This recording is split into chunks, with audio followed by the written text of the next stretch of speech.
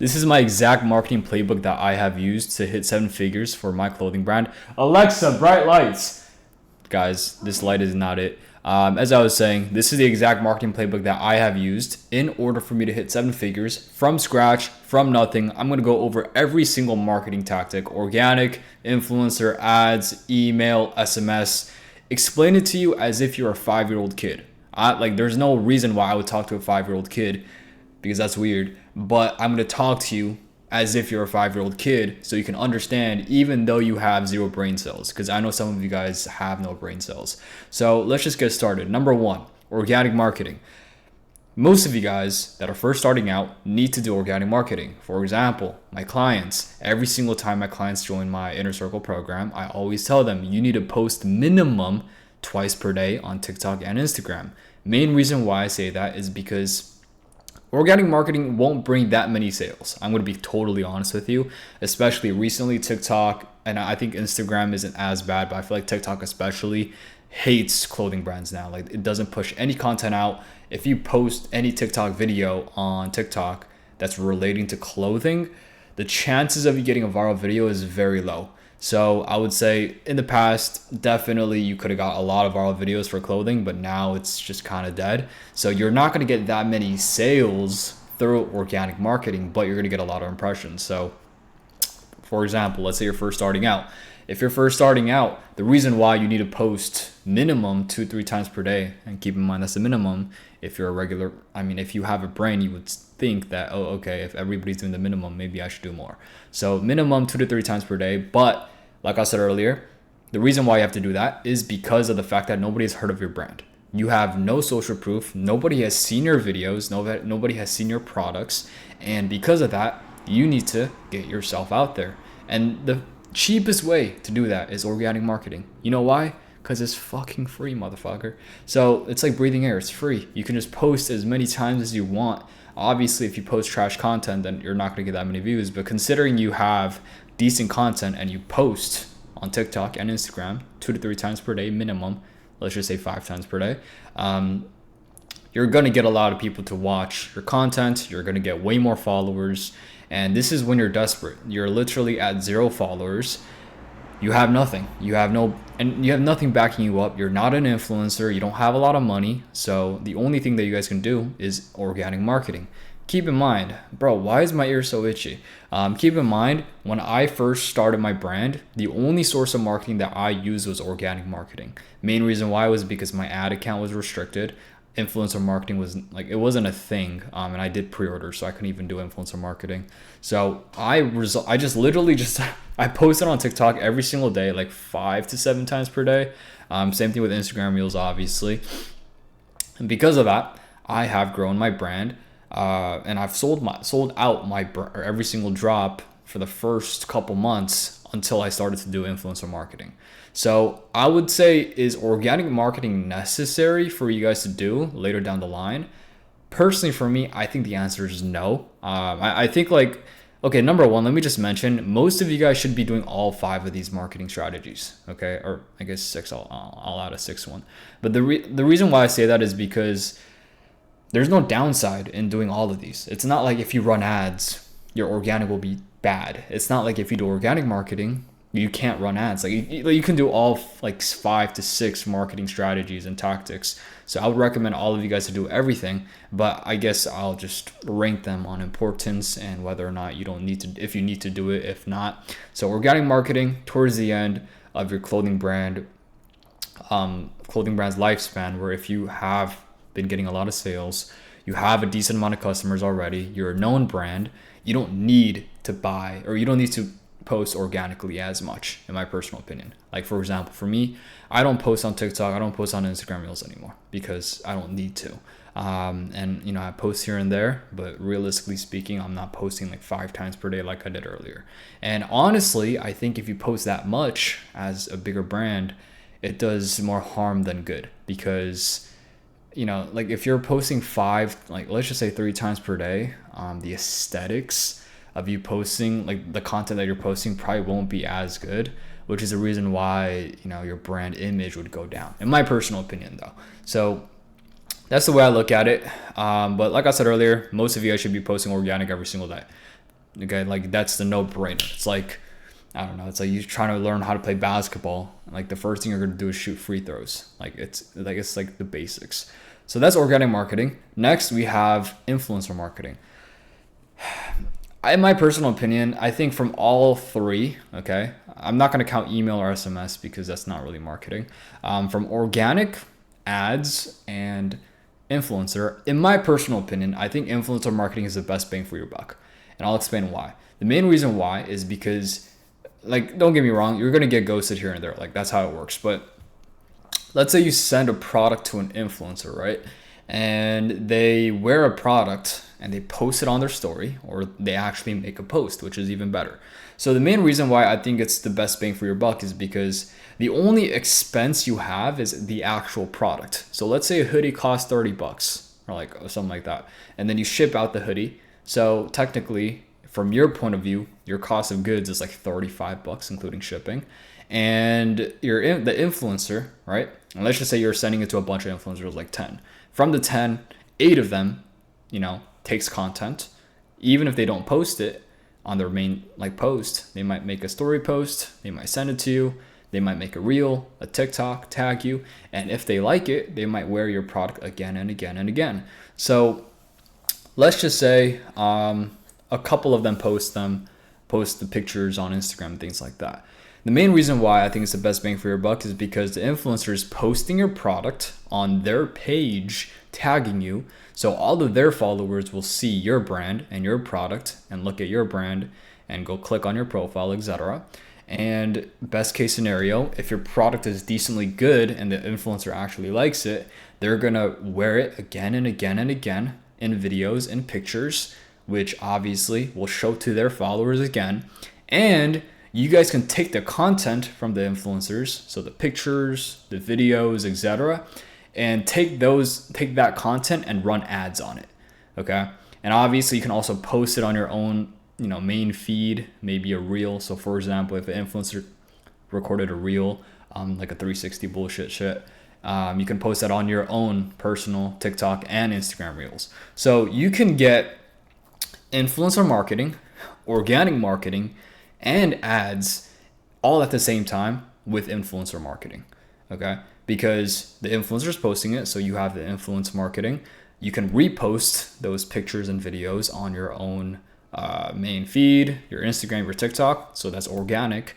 And you can run ads on those pictures and videos, so that's ads as well. Yeah, so that's all three, which is the reason why I resorted to influencer marketing to hit 6 figures for me personally. And I think, which is the reason why a lot of brands do influencer marketing. Now, what is the downside, right? Because there's obviously a downside. Like if you go to the gym and you see a bad bitch that has a BBL, like you're like, oh my God, she's so pretty. But the downside is she's probably talking to 100 other guys. You feel me? So like there's always a upside and downside. So number one, you guys can't even talk to, like, okay, I'm just kidding. I've never talked to a girl either, so I can't say anything. So what's the downside of influencer marketing? Downside of influencer marketing is people are just going to ghost you. So the percentage of these influencers taking content, sending it to you, posting it is pretty low. I would say it depends on your brand size, depends on your products. Like if your products are shit and you have no followers, the percentage of these influencers posting stuff and tagging you and sending you the content is very low. Like the chances of them ghosting you is very high. So this is the equivalent of you being, like 5'1" and 600 pounds. So you're literally, like horizontally challenged, or is that the right word? Yeah, because you're fat as shit. Yeah. So you're pretty much a fat ass that's also like 5'1", and you're on Tinder just swiping through a bunch of girls. Like 99% of them are probably not going to swipe back or swipe right on you. So this is the same exact thing. If you have a clothing brand, your products are shit, you have no social proof, you have 5 followers, every single influencer you send it to is going to ghost you. So how do you not have that happen? Well, number one, you can use influencers that hit you up first, which unfortunately, because you're first starting out, that probably won't happen. So you guys have to reach out first. But another thing you guys can do is just have a good product. If you have a good product, the chances of influencers actually wearing your product is very high. And I would say as your brand gets bigger, you're gonna have influencers hit you up. Like for example, for me, like I haven't had a time, or I don't remember the last time I hit up an influencer first. Like they always just slide in my DMs first, asking for promo, shit like that. So, damn, bro, I just drank a yogurt drink and I keep burping like crazy. Anyways, so that's the upside and downside. But in my personal opinion, if you guys are going to focus on one exact thing, I would say influencer marketing is probably the best bang for your buck. Next, we have ads. I think ads is the most stable type of advertising because it's just math, right? You put in X amount of dollars, you're going to get X amount back.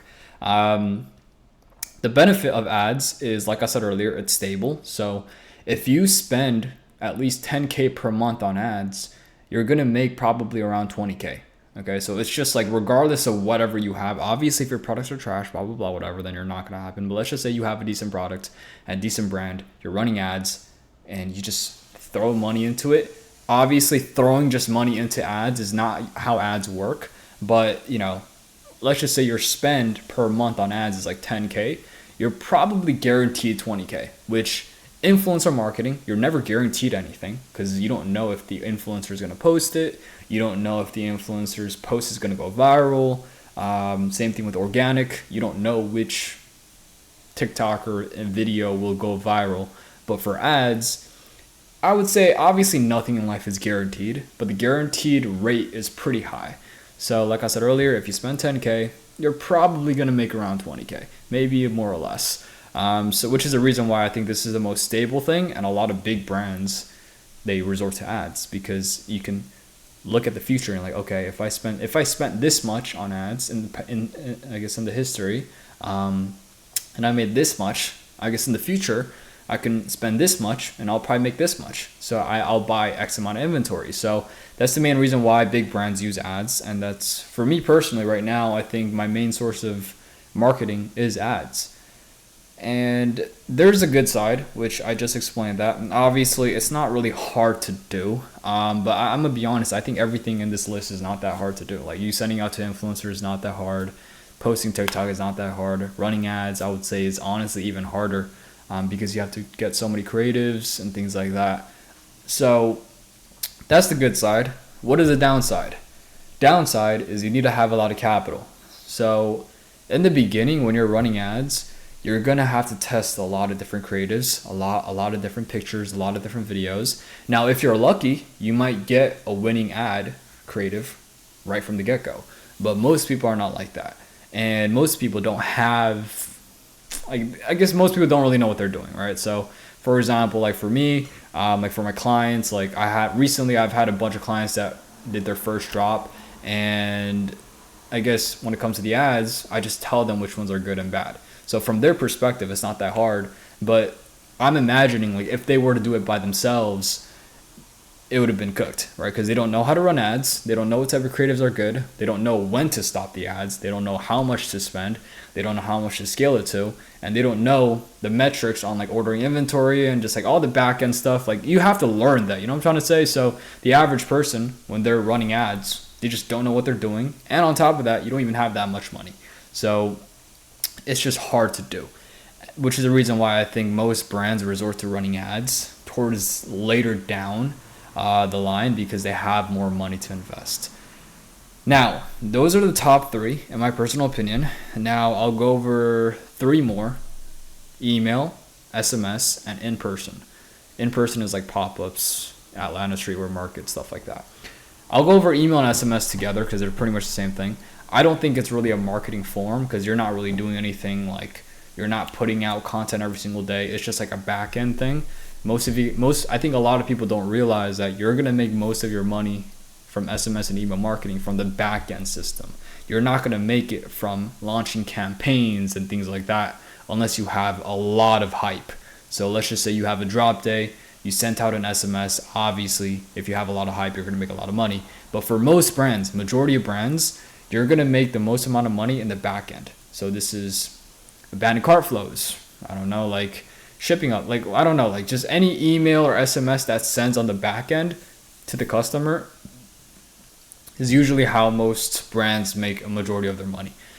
So I would say like you definitely need to have this. Like it's just easy to set up, so I'm not going to go over it. So that's SMS and email.